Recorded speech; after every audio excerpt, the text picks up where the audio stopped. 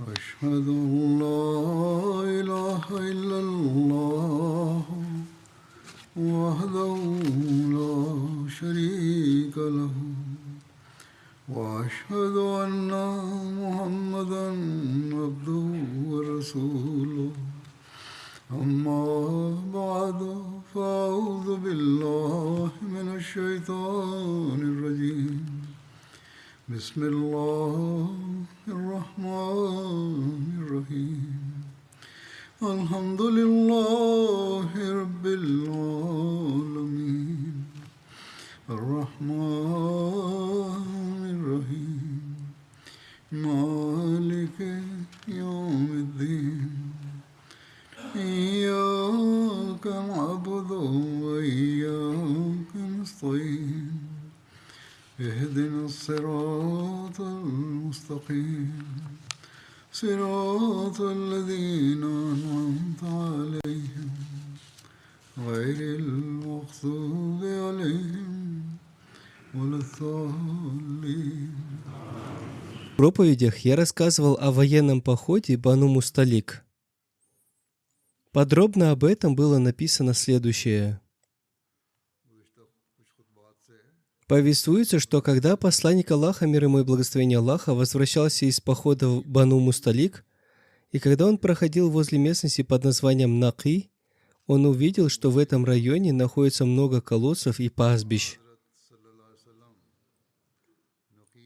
Когда он спросил, какая вода в этих колодцах, ему ответили, что когда наступает лето, уровень воды в колодцах и прудах снижается.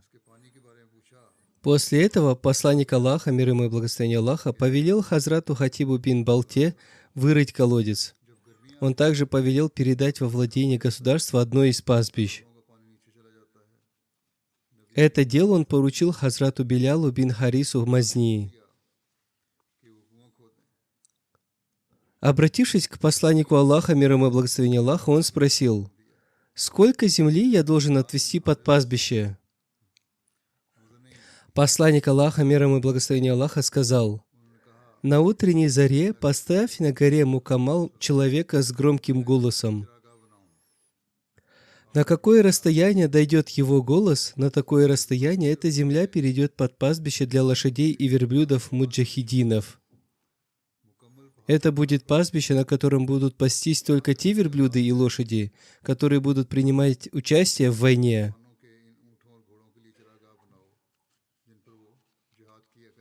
Такой статус посланник Аллаха, мир ему и благословение Аллаха, установил для этого пастбища. Хазрат Билял спросил: «Каким будет ваше повеление относительно скота других мусульман?» Посланник Аллаха, мир ему и благословение Аллаха, сказал: «Скоту других мусульман не будет разрешено пастись там, поскольку там будут пастись только те лошади и верблюды, которые будут принимать участие в войне». Хазрат Билял спросил: «Каким будет ваше повеление относительно тех слабых и старых людей, которые имеют немного овец и коз и не могут пасти их в другом месте?» Посланник Аллаха, мир ему и благословение Аллаха, ответил: «И можно будет пасти своих овец и коз в этом месте». То есть бедные люди могли использовать это пастбище для своих нужд. Богатые люди должны были находить себе отдельные пастбища, поскольку на этом пастбище должен был пастись скот общего пользования. Это пастбище оставалось нетронутым во времена Хазрата Абу Бакра, Хазрата Умара и Хазрата Усмана. Позднее пастбище было открыто в другом месте. Посланник Аллаха, мир ему и благословение Аллаха, придумывал различные способы, чтобы поддерживать сподвижников бодрыми и оптимистичными. Например, посланник Аллаха, мир ему и благословение Аллаха, устраивал игры среди сподвижников, которые включали в себя такие соревнования, которые демонстрировали храбрость, силу и моральную подготовку. Это помогало повысить уверенность, боевой дух и храбрость сподвижников. Одним словом, там были организованы спортивные состязания. Возвращаясь из похода Бану Мусталик, посланник Аллаха, мир ему и благословение Аллаха, добравшись до местности Накы, устроил там скачки для лошадей и верблюдов, в которых верблюд-посланник Аллаха, мир ему и благословение Аллаха, по прозвищу Касва стал победителем в верблюжьих бегах. Верхом на нем был Хазрат Билял бин Рибах. Лошадь посланника Аллаха, мир ему и благословения Аллаха, тоже выиграла скачки. У посланника Аллаха, мир ему и благословения Аллаха, были две лошади. Одну из них звали Лизас, а другую Зарб. В тот день лошадь по прозвищу Зарб принимала участие в состязании. Верхом на ней был Хазрат Усейд Саиби, она тоже стала первой.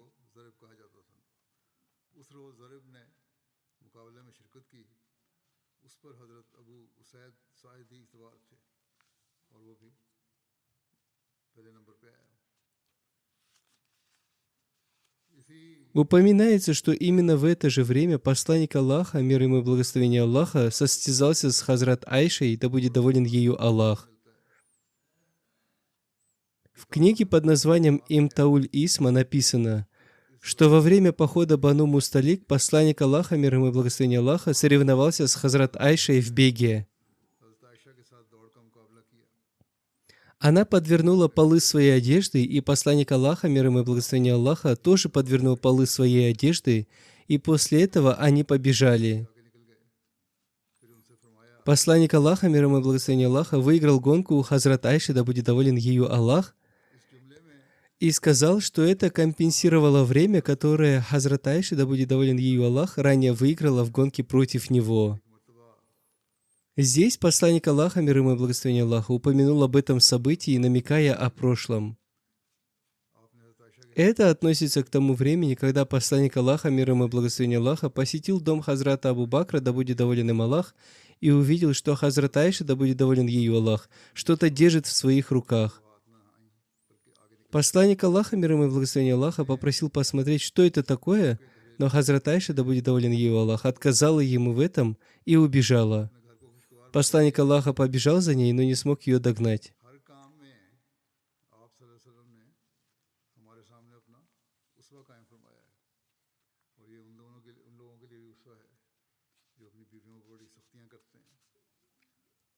Именно такие вещи делал посланник Аллаха, мир ему и благословение Аллаха, чтобы поддерживать высокий моральный дух в своей семье.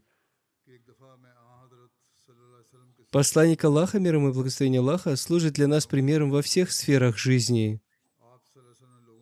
Это также пример для тех, кто жестко поступает со своими женами.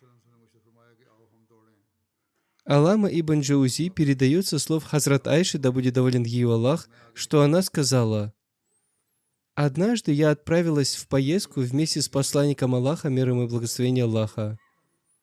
В то время я была еще молодой и худой.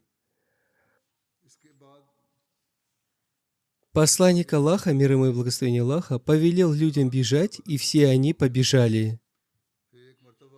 Затем посланник Аллаха, мир ему и благословение Аллаха, обратившись ко мне, сказал: побежали вместе».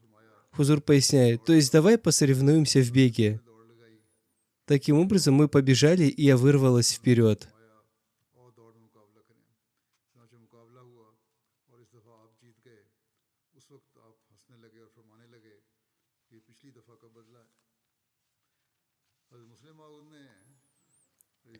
Вполне возможно, что хадис, который я упомянул в начале своей проповеди, был связан с другим случаем. Одним словом, подобные случаи проявления доброты случались и раньше. Хазрат Айша, да будет доволен ею Аллах, повествует, что после этого прошло достаточно много времени, и ее тело потяжелело. И однажды я отправилась в поездку вместе с посланником Аллаха, мир ему и благословение Аллаха. На этот раз он тоже повелел своим сподвижникам бежать, и они побежали. После этого он сказал мне: давай посоревнуемся в беге, и мы побежали. На этот раз посланник Аллаха, мир ему и благословение Аллаха, выиграл у меня. Затем он засмеялся и сказал: это моя месть за предыдущий раз.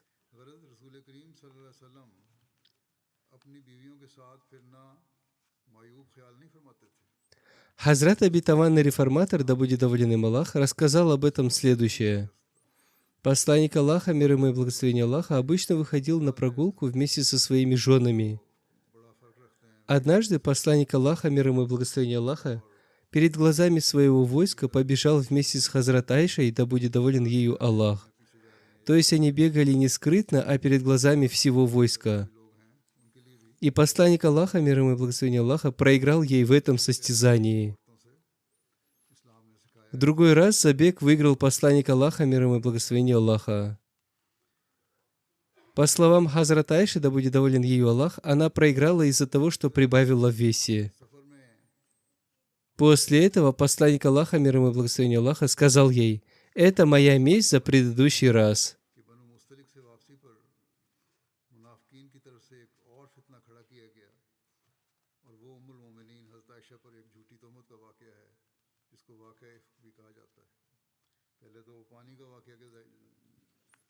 Одним словом, посланник Аллаха, мир ему и благословение Аллаха, не считал изъяном прогулки со своими женами. Нельзя считать изъяном то, что дозволено исламом.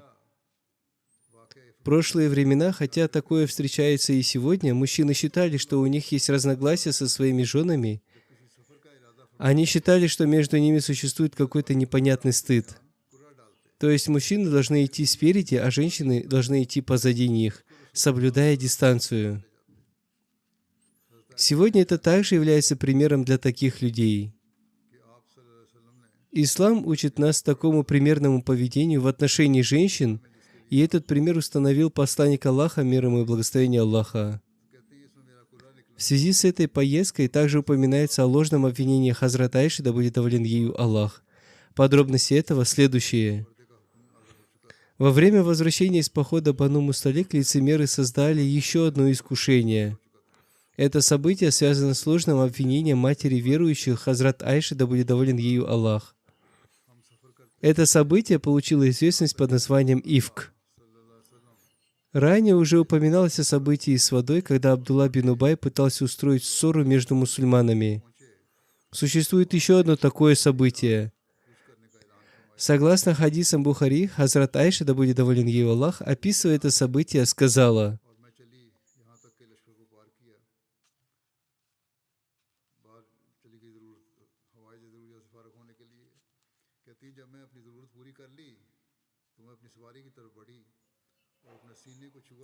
собираясь отправиться в какую-нибудь поездку, посланник Аллаха, мир ему и благословение Аллаха, обычно бросал жребий среди своих жен и брал с собой ту из них, на которую выпадал жребий. Перед одним из своих походов, после ниспослания аята о необходимости ношения хиджаба, он также бросил среди нас жребий. Выбор пал на меня, и я поехала с ним в паланкине, в котором меня опускали на землю. Мы двинулись в путь, а по завершении этого похода, когда посланник Аллаха, мир ему и благословение Аллаха, возвращался обратно, и мы остановились недалеко от Медины, он ночью объявил, что нам следует выступить в путь. После того, как был отдан этот приказ, я вышла за пределы стоявшего лагерем войска и, удовлетворив свою нужду, вернулась обратно в лагерь. Там я коснулась рукой груди и вдруг обнаружила, что мое ожерелье из оникса, которое было сделано в местности Зифар, порвалось и пропало. Зифар – это название горы или города в Йемене. Это место находится недалеко от местности Сана, которая была известна своими драгоценными камнями. Тогда я вернулась назад и стала искать его, что и задержало меня. Между тем, сопровождавшие меня люди подошли к моему паланкину, подняли его и погрузили на спину того верблюда, на котором я ехала, посчитав, что я нахожусь внутри, так как в те времена женщины были легкими и тонкими и ели мало.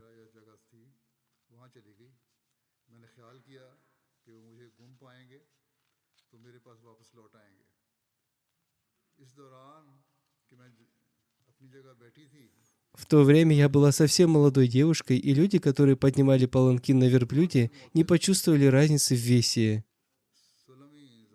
Они погнали его и двинулись в путь, а я нашла свое ожерелье после того, как войско уже ушло, то есть они ушли, а она в это время искала свое ожерелье и, наконец, нашла его. И когда я вернулась в лагерь, там никого не было, то есть не было ни спрашивающих, ни отвечающих. Все они ушли, и вокруг нее не было никого. Я вернулась туда, где находился мой паланкин. Решив, что люди обнаружат мое отсутствие и вернутся за мной, я направилась к тому месту, где находилась прежде. Когда я сидела там, глаза мои стали слипаться, и я заснула. Что же касается Сафвана ибн Аль-Муттааля ас-Сулями, впоследствии ас-Заквани, то он двигался позади остальных воинов. В его обязанность входило то, что он должен был ехать сзади и собирать потерявшиеся вещи. Он добрался до того места, где я находилась, к утру. Он увидел спящего человека и подошел ко мне, а ему приходилось видеть меня до ниспослания аята о необходимости носить хиджаб. Услышав, как он произносит слова «Поистине мы принадлежим Аллаху, и поистине к Нему мы вернемся», я проснулась, а он опустил на колени свою верблюдицу и наступил на ее переднюю ногу. Когда я села верхом, он повел верблюдицу, и мы не останавливались, пока не добрались до войска, остановившегося на полуденный отдых.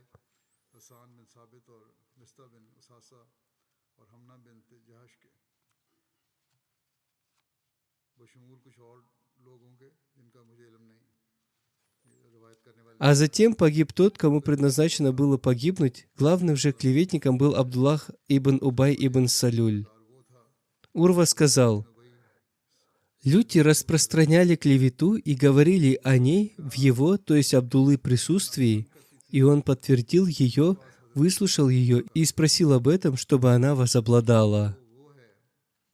Урва также добавил: никто не был упомянут в качестве членов клеветнической группы, помимо Абдуллы, кроме Хасана бин Сабита, Мисты бин Усаты и Хамны бин Джахш, а также других, о которых я ничего не знаю. Но они были группой, как сказал Аллах. Говорят, что больше всего клеветы распространял Абдуллах бин Убай ибн Салюль. Урва добавил: Хазрат Айше не нравилось, когда в ее присутствии оскорбляли Хасана, и она обычно говорила: это он говорил, мой отец, его отец, то есть отец моего отца, и моя честь, все они созданы для защиты чести Мухаммада. Он имел добрые мысли о посланнике Аллаха, мир ему и благословение Аллаха. Он был искренен и предан ему. Поэтому Хазрат Айша никогда не слышала, что он плохо говорил о нем.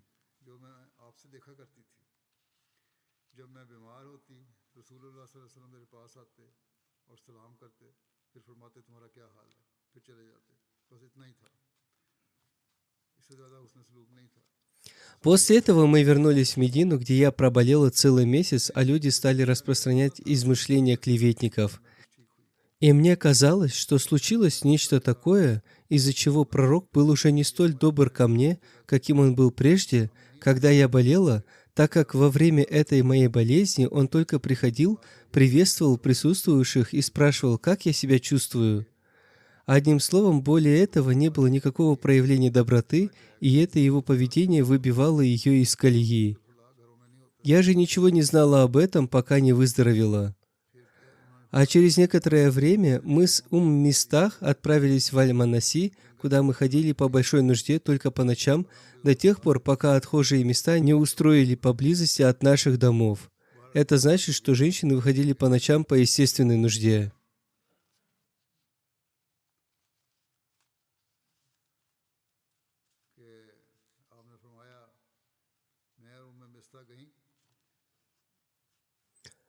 Также поступали прежде и арабы, отправлявшиеся для этого в пустыню или уходившие подальше от своих домов. Поскольку нам было затруднительно строить туалеты возле наших домов. Одним словом, позднее это стало традицией, и люди стали строить туалеты возле своих домов. Итак, мы с Мистах бинт Аби Рухм вышли из дома и направились туда. По дороге Мистах, на которой был длинный плащ, споткнулась и воскликнула: «Чтоб ты пропал, Мистах!» Я сказала: «Ты говоришь плохие слова. Как можешь ты ругать человека, участвовавшего в битве при Бадре?»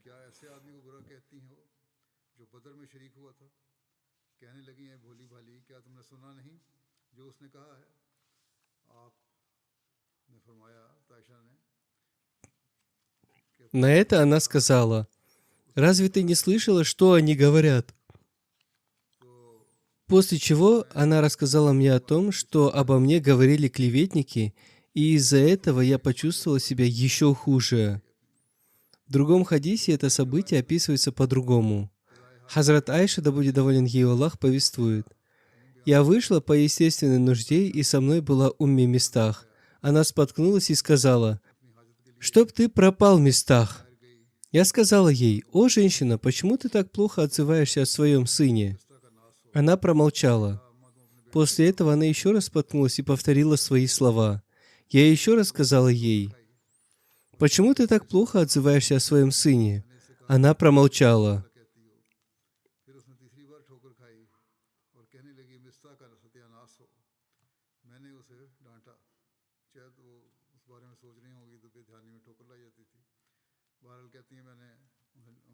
Затем она споткнулась в третий раз и еще раз повторила свои слова.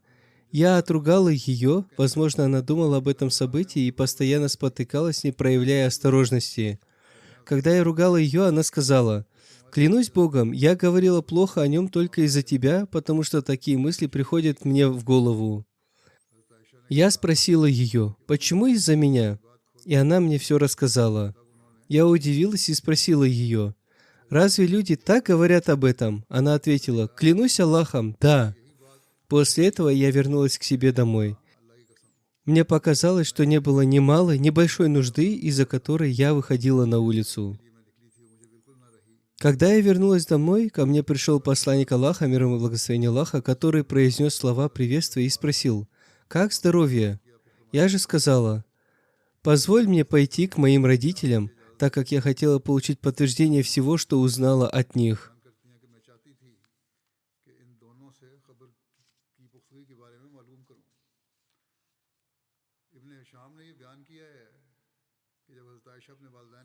В связи с этим Ибн Хишам написал: когда Хазрат Айша, да будет доволен ею Аллах, пришла в дом своих родителей, она еще не знала о распространяемой клевете. Случай с Умми Мистах произошел возле того, как она пришла в дом своих родителей. Одним словом, это были два разных хадиса.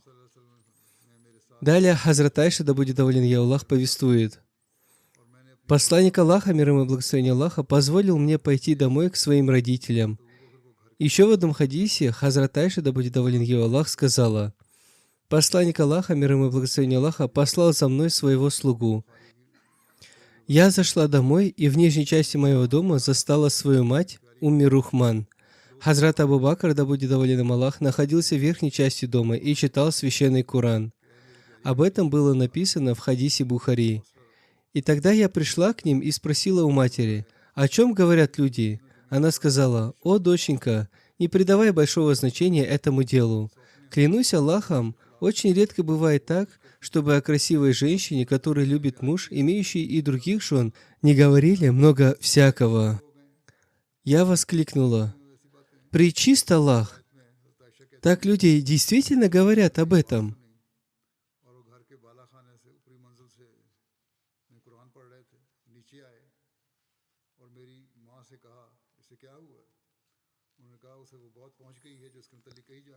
Согласно другому повествованию, Хазрат Айша, да будет доволен ею Аллах, сказала: когда Хазрат Абу Бакр, да будет доволен им Аллах, услышал мой голос, он читал священный Коран в верхней части дома. Он спустился вниз и спросил мою мать о том, что случилось со мной. Она ответила, что до нее дошло то, о чем говорили о ней люди. Услышав это, из глаз Хазрата Абу Бакра, да будет доволен им Аллах, потекли слезы, и он сказал: «О, моя дорогая дочь, я заклинаю тебя вернуться к себе домой», и я вернулась. И после этого я проплакала всю ночь, не смыкая глаз. А когда настало утро, посланник Аллаха, мир ему и благословение Аллаха, увидев, что откровение задерживается, призвал к себе Али ибн Аби Талиба и Усаму ибн Зейда, чтобы посоветоваться с ними относительно развода со своей женой Айшей. Усама рассказал ему все, что знал о доброй славе его жен, после чего добавил: «Не расставайся со своей женой, о посланник Аллаха, а мы, клянусь Аллахом, слышали о ней только хорошее». Он сказал, что знает о ней только доброе и что вообще не стоит поднимать вопросы о разводе.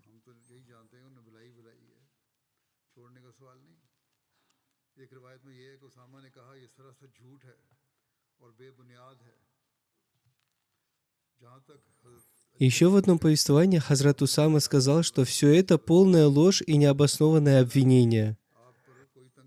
Что же касается Али ибн Аби Талиба, то он сказал: «О посланник Аллаха, Аллах не ограничивает тебя, и кроме нее есть много других женщин. Спроси ее служанку, и она скажет тебе правду». Здесь Хазрат Али выразил небольшое сомнение. Тогда посланник Аллаха, мир ему и благословение Аллаха, призвал к себе свою служанку Бариру и спросил: «О Барира, замечала ли ты за ней что-нибудь такое, что казалось тебе подозрительным?» На это Барира ответила: «Нет, клянусь тем, кто послал тебя с истиной. Самый большой ее недостаток, за который я могла бы ее упрекнуть, заключается в том, что она еще очень молода и иногда засыпает, оставляя тесто, а потом приходит коза и съедает его. То есть или она крепко спит, или она немного беспечна. Кроме этого, других недостатков у нее не было».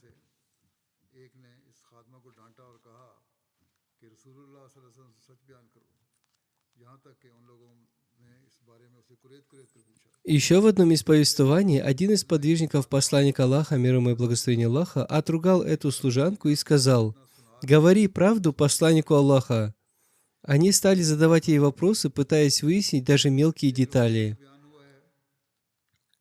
Служанка сказала: «Сущность Всевышнего Аллаха свята. Клянусь Аллахом, я знаю о ней столько, сколько ювелир знает о самом хорошем золоте. Я всегда находила ее примерной». Еще в одном повествовании сообщается о том, что посланник Аллаха, мир ему и благословение Аллаха, также спрашивал Хазрат Умми Айман, да будет доволен ею Аллах, а Хазрат Айши, да будет доволен ею Аллах. Относительно этого она ответила: «Я защищаю свои уши и глаза. Я всегда имела хорошее мнение о Хазрат Айше и всегда знала о ней только хорошее».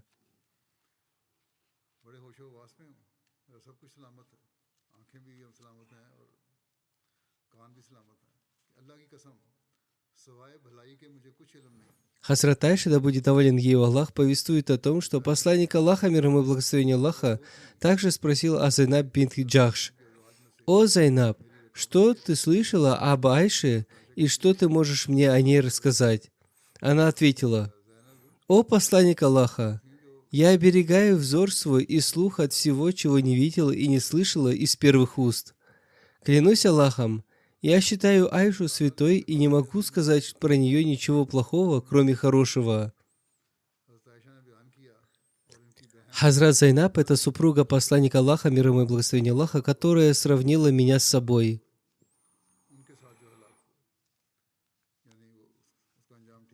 Всевышний Аллах уберег ее от этих обвинений благодаря ее воздержанности. В то время как ее сестра Хамна бин Джахш склонилась в сторону обвинителей и была уничтожена, так и все остальные обвинители, то есть она кончила плохо. Хазрат Айша, да будет доволен ею Аллах, сказала: «Клянусь Аллахом, человека, о котором все говорили в связи с Хазрат Айшей, да будет доволен ею Аллах, звали Хазрат Сафван бин Муатил. Он сказал: «Свят Аллах, клянусь той сущностью, в чьей длани моя душа. Я никогда не оголял женщин, то есть никогда не вступал в половую связь с женщиной». После этого он принял мученическую смерть на пути Аллаха. Он был настолько праведным человеком, что стал мучеником. Алама ибн Исхак писал: «Умми Аюб, супруга Хазрата Абу Аюба Халида бин Зейда Ансари, сказала: «О Абу Аюб, ты слышал, что люди говорят об Айше?» Абу Аюб ответил: «Да, я слышал об этом, но все это ложь». Обратившись к своей супруге, он сказал: «О Умми Аюб, способна ли ты совершить такой поступок?» Умми Аюб ответила: «Клянусь Богом, я не способна совершить такой поступок». Хазрат Абу Аюб сказал: «Тогда получается, что Хазрат Айша, благословение лучше тебя, как она могла совершить такой поступок?» В Сахих Бухари один из ансаров по этому поводу сказал: «О Аллах, ты свят! Говорить об этом не входит в наши обязанности. О Аллах, ты свят, и это великая клевета». Это тоже взято из хадисов Бухари. Алама ибн Хаджар, комментатор хадисов Бухари, написал, что эти слова были сказаны Хазратом Абу Аюба Мансари. Хазрат Убай бин Кааб повествует, эти слова не говорил своей жене Хазрат Умми Туфейль.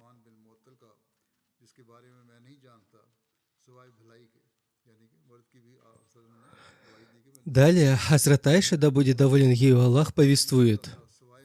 И в тот же день посланник Аллаха, мир ему и благословение Аллаха, поднялся на минбар и попросил, чтобы кто-нибудь помог ему наказать Абдуллаха ибн Убая ибн Салюля. Посланник Аллаха, мир ему и благословение Аллаха, сказал: «Кто поможет мне наказать человека, который нанес мне обиду, оклеветав мою жену? Клянусь Аллахом, о моей жене мне известно только хорошее, а кроме того, что они говорят дурное о человеке по имени Сафан бин Муатил, которого я знаю только с хорошей стороны и который входил в мой дом только со мной», Хузур поясняет, то есть здесь посланник Аллаха, мир ему и благословение Аллаха, также свидетельствовал в отношении этого человека, что он видел от него только хорошее. Он сказал, что этот человек заходил в его дом только с ним и всегда находился с ним в какой-либо поездке. Далее Хазрат Айша, да будет доволен ею Аллах, повествует. Тогда со своего места встал Саад бин Муаз. Согласно некоторым повествованиям, это был Хазрат Усайд бин Хузейр и сказал: «О посланник Аллаха, клянусь Аллахом, я избавлю тебя от него». Хузур поясняет, когда посланник Аллаха, мир ему и благословение Аллаха, выразил свои переживания и боль перед людьми, Хазрат Усайд бин Хузейр встал со своего места и сказал: «Я спасу вас от лжи, в которой вас обвиняют, и от боли, которую вы испытываете за вашу семью. Если он из племени Ауз, мы отрубим ему голову, а если он из числа наших братьев из племени Хазрадж, то тебе стоит только приказать нам, и мы сделаем с ним то, что ты прикажешь». Услышав это, со своего места встал вождь хазраджитов Саад бин Убада, прежде всегда поступавший так, как подобает поступать праведному человеку, а ныне побуждаемый желанием поддержать свое племя. Хузур поясняет, когда Саад бин Муаз говорил об этом, Хазрат Саад бин Убада встал со своего места и сказал: «Клянусь Аллахом, ты солгал, ты не убьешь его и не сможешь сделать этого». После этого со своего места встал Усайд бин Аль-Хузейр и сказал: «Клянусь Аллахом, это ты лжешь. Клянусь Аллахом, мы убьем его, а ты – лицемер, защищающий лицемеров». Это привело в возбуждение ауситов и хазраджитов, которые были уже готовы броситься друг на друга, тогда как посланник Аллаха, мир ему и благословение Аллаха, продолжал стоять на минбаре.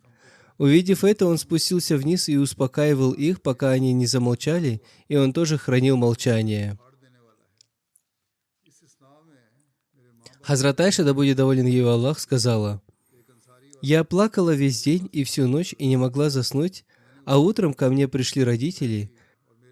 Всего же я проплакала 2 ночи и 1 день, и мне стало казаться, что печень моя разорвется от плача. Когда они сидели у меня, а я плакала, разрешение войти ко мне попросила одна женщина из числа ансаров, которую я разрешила впустить. Присев, она принялась плакать вместе со мной, и в это время неожиданно вошел посланник Аллаха, мир ему и благословение Аллаха, который присел, а он не был у меня с тех пор, как обо мне стали распространять ложь». Хузур поясняет, он не был у нее с начала этих событий, и он не садился рядом с ней. Он только приветствовал ее миром издалека и спрашивал о ее здоровье.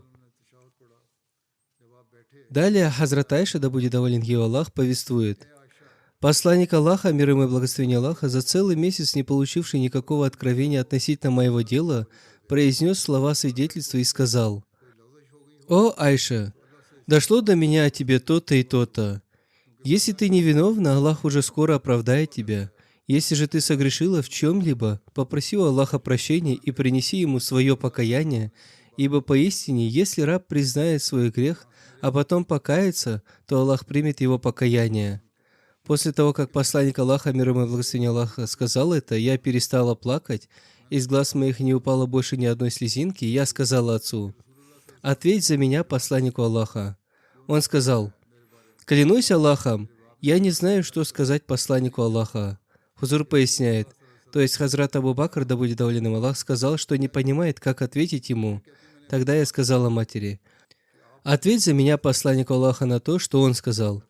Но и она тоже сказала: «Клянусь Аллахом, я не знаю, что сказать посланнику Аллаха. Тогда я была молодой девушкой и знала из Корана лишь немногое. Я сказала присутствовавшим: «Клянусь Аллахом, я знаю, что вы наслушались того, что говорят люди, и это запало вам в душу». Хузур поясняет: Хазрат Айша, да будет доволен ей Аллах, сказала: «Возможно, у всех вас возникла мысль, что я виновата, и вы приняли это за истину, и вы посчитали их слова правдой. И если я скажу вам, что невиновна, а Аллах знает, что я действительно невиновна, вы не поверите мне. Если же я признаюсь вам в том, что совершила это, а Аллах знает, что на самом деле я невиновна, то вы поверите мне». Хузур поясняет: «Вы скажете: да, она была виновна, и поэтому она раскаивается.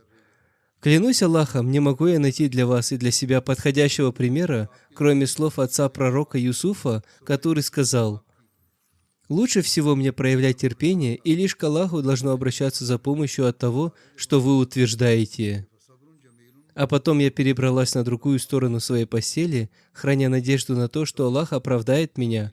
Однако, клянусь Аллахом, я никогда не думала, что относительно меня будет ниспослано откровение, ибо считала себя слишком ничтожной для того, чтобы об этом моем деле говорилось в Коране. Однако я надеялась, что посланник Аллаха, мир ему и благословение Аллаха, увидит сон, в котором Аллах оправдает меня». Хузур поясняет: то есть она думала, что Всевышний Аллах расскажет посланнику Аллаха, мир ему и благословение Аллаха, о ее оправдании. Однако она еще не знала о том, что в отношении нее будет ниспослан аят священного Корана. «И клянусь Аллахом, пророк еще не встал со своего места, и никто из членов моей семьи не покинул дома, а Аллах уже не спаслал ему откровения. Он впал в то состояние, в котором обычно впадал, когда ему не спосылались откровения, и капли пота, подобные жемчужинам, посыпались с него градом, несмотря на то, что был холодный зимний день». Хузур поясняет: он сильно вспотел.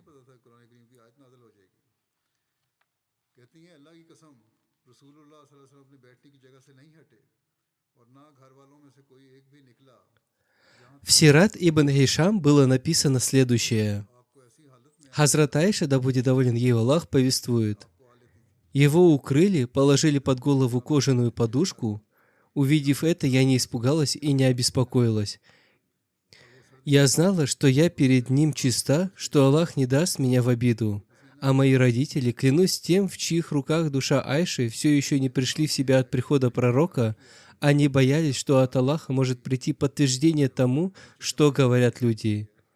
Пророк очнулся, сел и стал вытирать пот со лба. А когда ниспослание откровения посланнику Аллаха, мир ему и благословение Аллаха, закончилось, он улыбнулся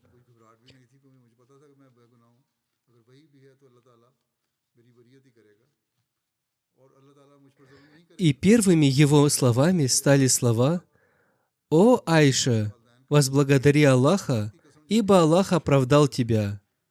Моя мать сказала мне: «Подойти к посланнику Аллаха», но я возразила ей: «Нет, клянусь Аллахом, я не подойду к нему и не стану благодарить никого, кроме Аллаха». В аятах, которые ниспослал Всевышний Аллах, говорилось: «Воистину, группа из вас, те, которые пришли с ложью». Хузур поясняет: эта тема продолжается в 10 аятах суры Нур с 12 по 21 аяты. А после того, как Аллах ниспослал аят, оправдавший меня, Абу Бакр ас-Сиддик, да будет доволен им Аллах, который оказывал помощь Мистаху ибн Усасе, поскольку тот состоял с ним в родстве, Хузур поясняет: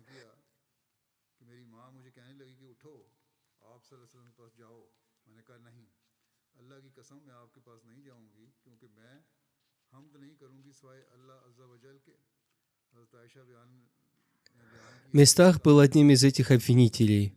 Хазрат Абу Бакр, да будет доволен им Аллах, раньше помогал ему деньгами, сказав: «Клянусь Аллахом, после того, что Мистах говорил об Айше, я больше никогда ничего ему не дам».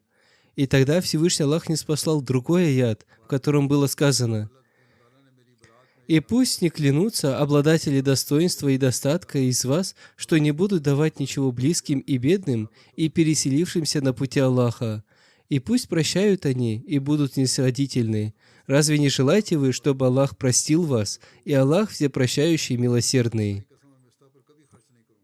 Услышав эти слова, Хазрат Абу Бакр, да будет доволен им Аллах, сказал: «Да, Клянусь Аллахом, конечно же, я хочу, чтобы Аллах простил меня, после чего он снова стал помогать Мистаху, как это было раньше.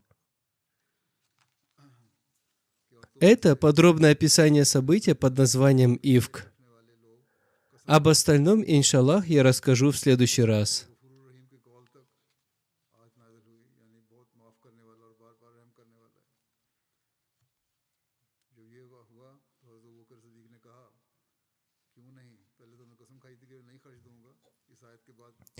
Сегодня я снова хочу обратить ваше внимание к мольбе за мусульман Ахмади Бангладеш. Пусть Всевышний Аллах как можно скорее улучшит их положение. Молитесь также за мусульман Ахмади Пакистана. Пусть Всевышний Аллах как можно скорее улучшит и их положение. Также молитесь за угнетенных палестинцев. Пусть Всевышний Аллах смилуется над ними и улучшит их положение. Молитесь и за мусульманские страны. Пусть Всевышний Аллах дарует разум их лидерам, что они стали соблюдать права своих народов, чтобы они не были угнетателями, поскольку из-за их угнетений враги смело продолжают притеснять мусульман. Противники знают, что эти лицемеры сами не соблюдают права народа, и как после этого они могут требовать от них соблюдения справедливости. Пусть Всевышний Аллах смилуется над всей мусульманской уммой. Аминь.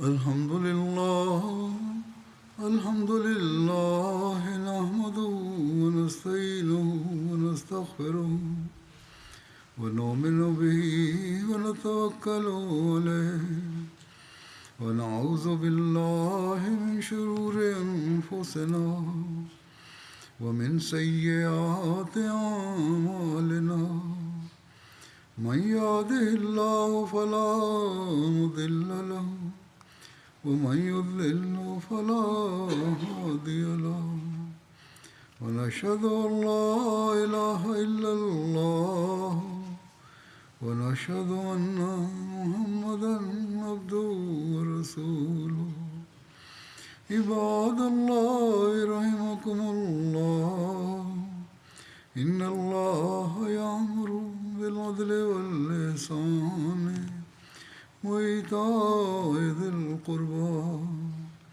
وينهى عن الفحشاء والمنكر والبغي يعظكم لعلكم تذكرون اذكروا الله يذكركم وادعوه يستجب لكم ولذكر الله أكبر